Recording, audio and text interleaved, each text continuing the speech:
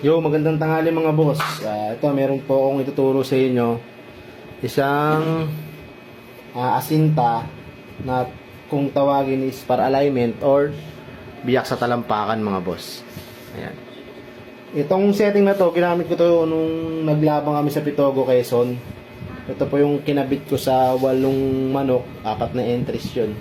Is puro panalo po yun mga boss. Ito. Hindi ko na po napakita sa inyo sa inyo kung paano ako nagsapin. Ito, pero yung asinta papakita ko sa inyo mga boss. Ayan, yung asinta nito, makikita nyo, malaki po yung V-shape niya. Ayan, malaki. Ayan, malaki po yung V-shape niya. Ayan. At saka kung ito ay prone lang to sa mga nagsasarili or sa apaktari.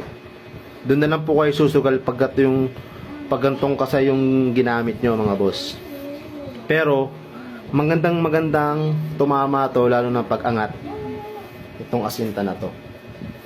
Hindi mo na rin ito masasabing pasok or labas kasi yung paa ng manok is tihaya na to. Tihaya. At saka pag kumukuha ko ng asinta nito, mga boss, pag kumukuha ko ng asinta, dito po, siyempre, sa tuhod, ayan, dyan. Ayan, asinta niya. At saka sa talampakan, mga boss. Ayan. Kaya nga po, tinatawag ko tong biyak talampakan. Ayan. Ayan.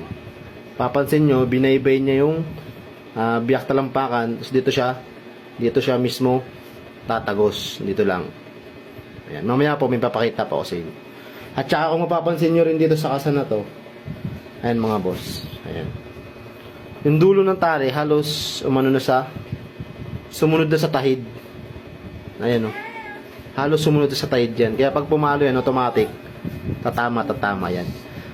Ayan. Tsaka yung sa level ng tahid niya, tsaka sa dulo ng tahid niya is tumatama. Ano po yan? Level lang po yan.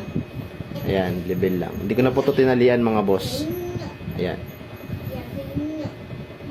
Tapos, pag umano to, ito rin po ang ginagamit ko sa mga diferensyadong paa. Ito po ang ginagamit ko sa mga diferensyadong paa ng mga manok. Ito po kasing paa na to, is tihaya na to mga boss. Kaya ito po ang kinasa ko. Pero pag sa mga normal na paa ng manok, ang kabit ko dun is 1 o'clock. Depende po. Depende po yun sa akin kung yun gusto ko hindi. Ito tinuturo ko lang naman to based lang sa aking nalalaman at sa dagdag kaalaman sa mga natatari dyan at sa mga gusto matutong magtari dyan. Yan. Huwag na po kayong maniniwala dun sa mga nagko-comment na pasok o labas dahil hindi ko po to ituturo kung hindi susugat mga boss. Yan. Tingnan nyo na lang mga boss. I-review na lang nyo po ulit yung aking video ngayon kung paano ko to kinasa. Yan. Yun lang mga bossing. Maraming salamat. Thank you po.